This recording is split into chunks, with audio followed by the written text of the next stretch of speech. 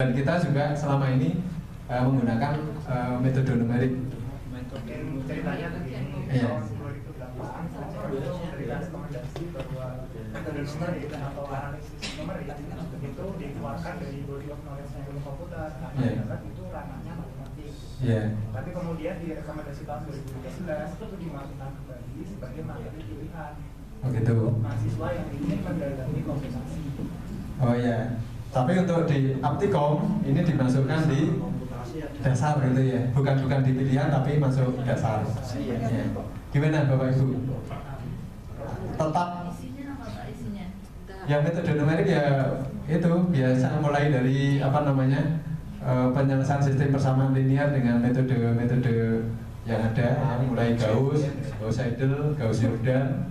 Ya, kemudian ada integrasi numerik, diferensi numerik, Rumpute ya sampai sana. Ya. Rumpute ya. Ya, jadi banyak di sana, jadi banyak metode-metode arah sana. Ya itu. Kalau Aptikom tetap masuk di ranah dasar, ya. Tapi di ACM itu masuk pilihan. Kita masukkan tetap di dasar ya Bapak Ibu. Ya.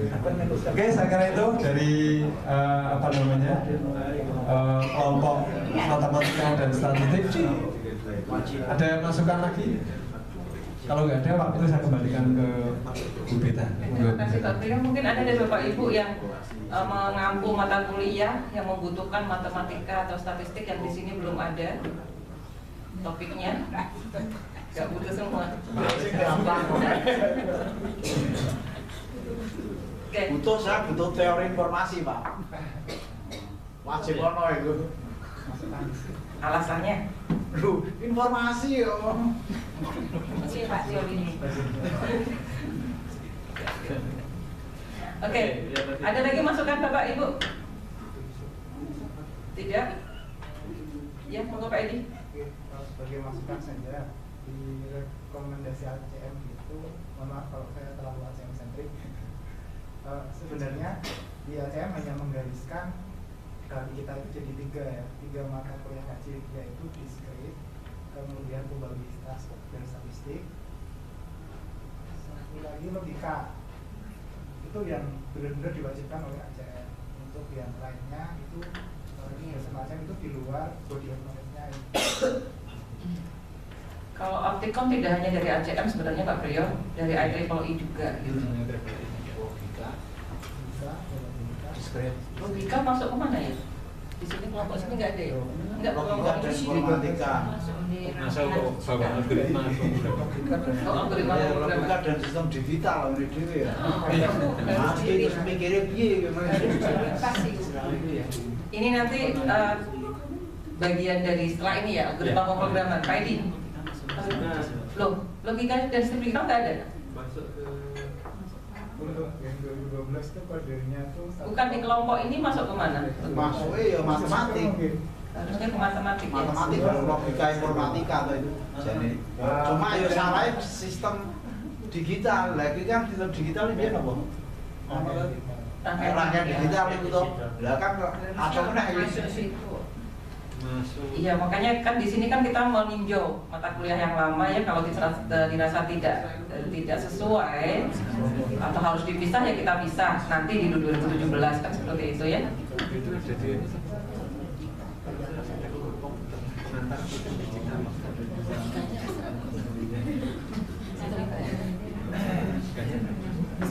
Nanti untuk sistem digital ada di kelompoknya Pak Indra.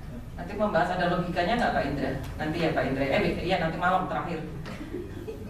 Untuk logika mungkin nanti dimasukkan di kelompoknya Pak Priyo aja ya, Pak Priyo ditambahin dengan logika ya. Ya, seperti itu ya. Nanti Pak Indra membahas sistem digitalnya aja. Ada lagi Bapak Ibu masukan? Ada yang mau usul untuk mata kuliah matematika? Itu kalau misalkan maksud saya gini, kalau nama mata kuliahnya itu matematika, itu pure murni.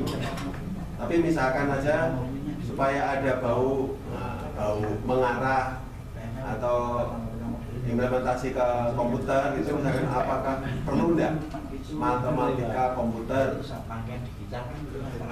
Itu nanti kan bisa dilihat di SAP ya Pak sebenarnya ya, untuk materi gitu ya, SAP GPPP ya. Tapi di mana-mana pakainya kalkulus Pak sebenarnya. Saya lihat di ITS, di UI itu pakainya kalkulus, malah kalkulus itu. Di UI matematika.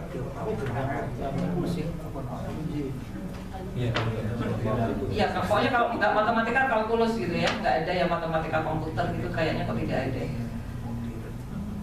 Kalau kita ingin ke materi tertentu mungkin nanti bisa di BPP-nya aja.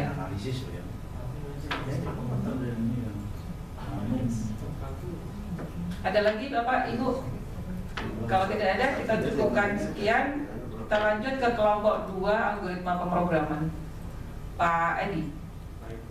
Pak Eko. Oh, Pak Eko. Monggo Pak Eko.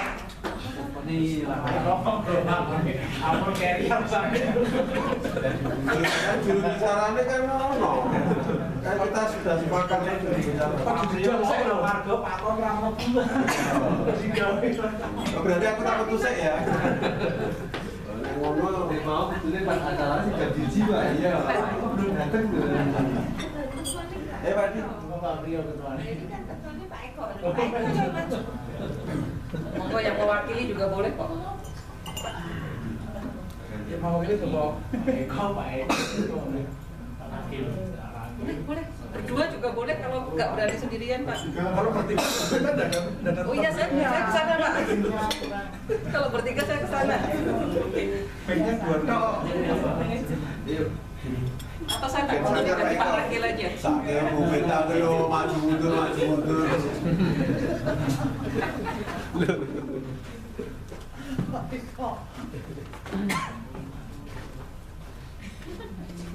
Aku moderator.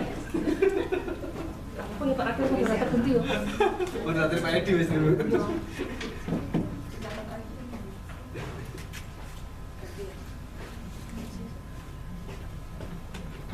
Cek. Oke, terima kasih Bapak Ibu. Assalamualaikum warahmatullahi wabarakatuh. Di kesempatan Pak Eko sebenarnya dia harus di sini jauh Pak Eko. Ya, tapi tidak apa-apa ya Pak Eko ya. Pokoknya bantu kita ini Pak ya.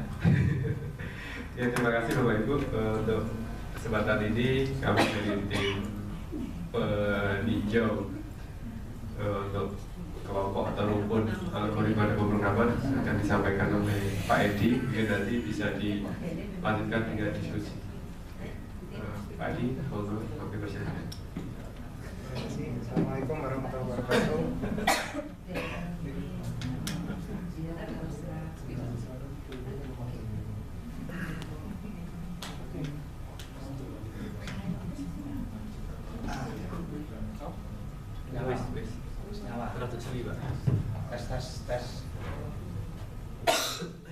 Assalamualaikum warahmatullahi wabarakatuh. Waalaikumsalam. Oke, mungkin singkat saja untuk mempersingkat waktu ya, cepat waktu.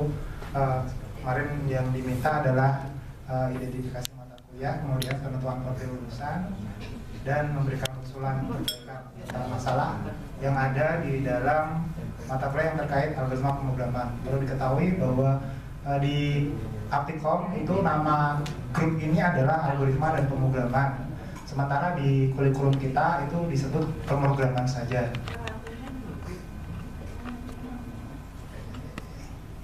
Nah, mata kuliah yang menjadi inti pemrograman ada 5 di kita.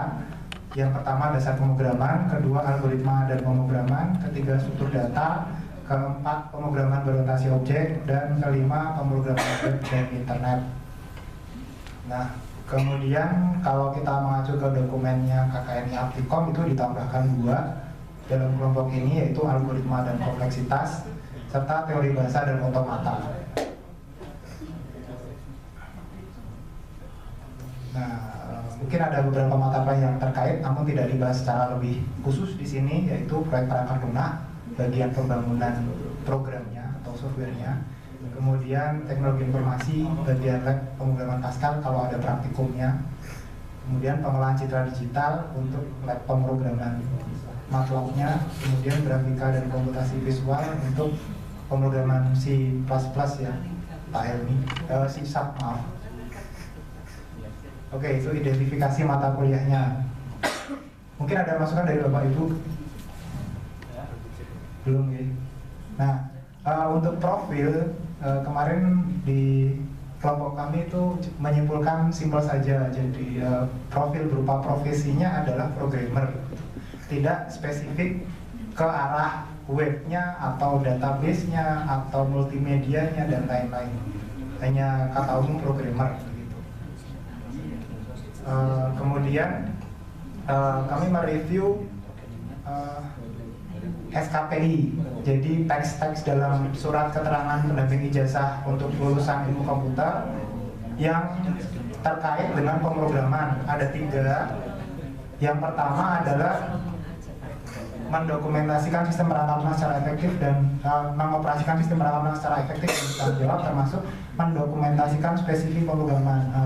Highlightnya ada di sini ya, mendokumentasikan spesifikasi pemrograman.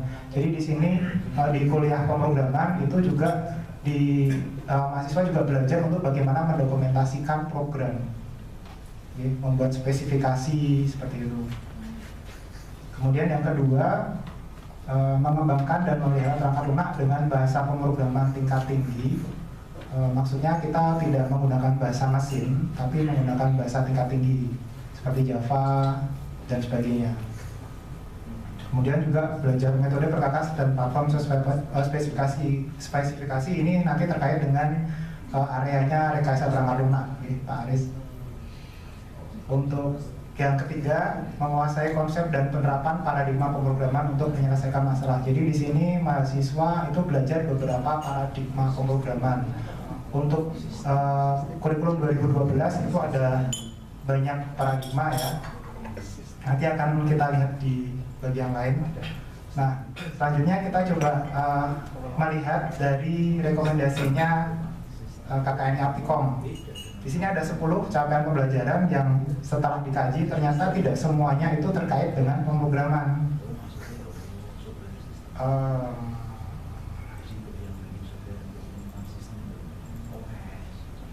Ini mungkin Bapak Ibu sudah membaca di dokumen KKNI.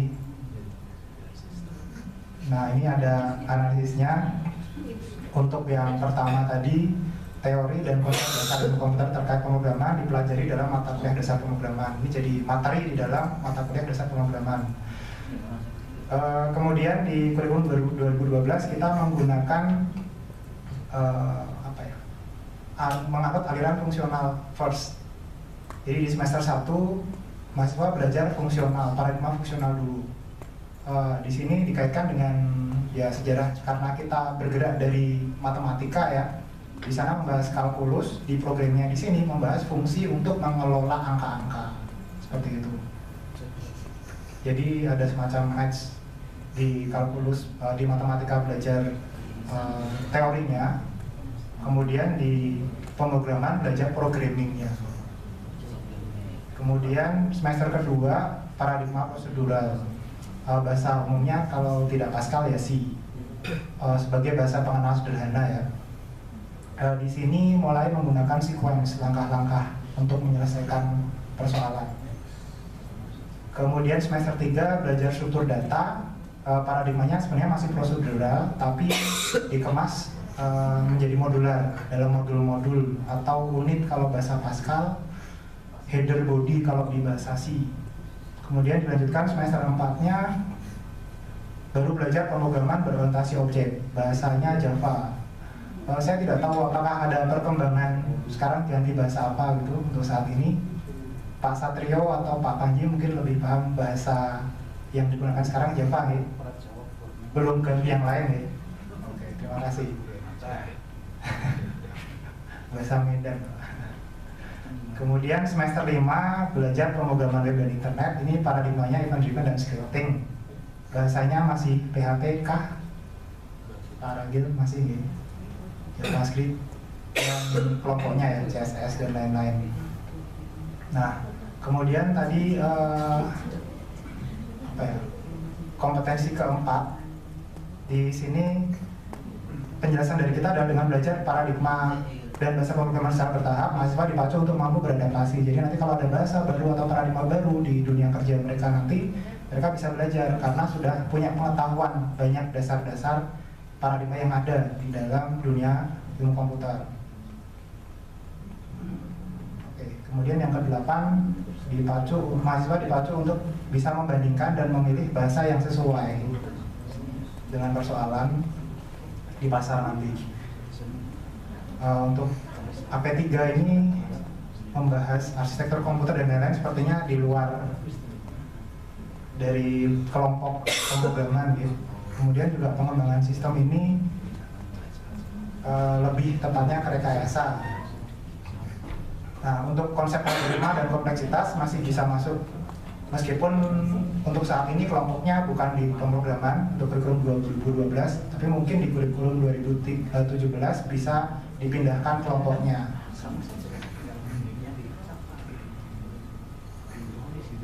Oke. Untuk penerapan algoritma ya masih ada di dalam mata kuliah yang ada dalam kelompok ini. Untuk penyelesaian masalah secara prosedural di kuliah algoritma dan pemrograman, kemudian untuk masalah berorientasi objek di mata kuliah pemrograman berorientasi objek. Untuk manipulasi gambar dan grafis ada di kuliah grafika dan komputasi visual serta pengolahan citra, namun tidak dibahas secara detail di sini. Nah, dari ke-10 tadi kita mengambil 4 yang kita rasa sesuai dengan kelompok pemrograman ini. Yang pertama adalah memahami konsep algoritma dan kompleksitas, meliputi konsep sentral dan kecakapan yang dibutuhkan untuk merancang, menerapkan, dan menganalisis algoritma untuk menyelesaikan masalah. Ini redaksionalnya dari Aptikom, kita ambil yang 1, 2, 3. Yang kedua, menguasai konsep dan prinsip algoritma secara teori ilmu komputer yang dapat digunakan dalam pemodelan dan desain sistem berbasis komputer. Yang ketiga, menguasai konsep bahasa pemrograman serta mampu membandingkan berbagai solusi serta berbagai model bahasa pemrograman. Yang keempat, menganalisis, merancang, dan menerapkan suatu sistem berbasis komputer secara efisien untuk menyelesaikan masalah. Nah, untuk di Aptikom itu hanya 2 paradigma, yaitu prosedural dan objek. Sementara yang di kurikulum kita itu lebih banyak, yaitu ada fungsional dan event driven.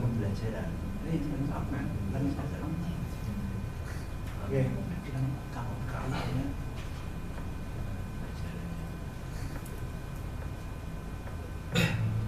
Untuk permasalahan pada penerapan ini masukan dari tim dan beberapa orang di luar tim.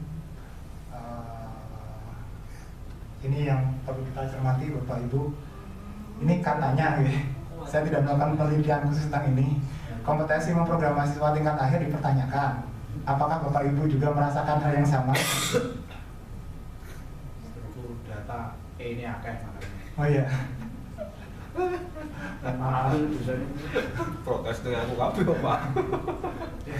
Tak doi menang kabeh gitu. Ini mungkin salah satu alasannya mungkin memang kurang kuat pada saat penyampaian materinya gitu. Juga ada satu masalah juga pada proporsi praktikum yang hanya menyumbangkan maksimum 20% nilai akhir. Itu mungkin bisa jadi alasan mahasiswa untuk tidak mengikuti praktikum. Katanya ada beberapa yang bahkan tidak ikut praktikum sama sekali, tapi tetap dia bisa C atau B begitu. Nah, ini salah satu solusinya, misalkan nilai praktik labnya itu diperbesar 40-50%. Jadi lulus ujian belum tentu lulus mata kuliah itu. Ini salah satu solusi. Atau bisa juga dibentuk mata kuliah praktikumnya tapi sah, 1 SKS di luar mata kuliah yang di kelas. Ya, ini mungkin bisa dipertimbangkan. Kemudian mahasiswa kurang memahami relasi mata kuliah pemrograman. Jadi ya pengalaman di kelas waktu ada yang kaget tuh. Ini ternyata mata kuliah ini harus paham mata kuliah sebelumnya ya Pak. Gitu. Ya komentar dari beberapa mahasiswa pada saat di kelas. Ini bisa jadi karena kurang rututnya materi kita atau bagaimana. Yang ditawarkan sebagai solusi. Yang pertama, pembentukan silabus terpadu untuk mata kuliah pemrograman. Mungkin tadi seperti yang dicontohkan di bagian matematika dan statistik Pak Rio tadi, ada silabus yang terpadu sudah jadi satu, jadi masing-masing sudah tahu batasannya di mana, tidak ada irisan dan sebagainya.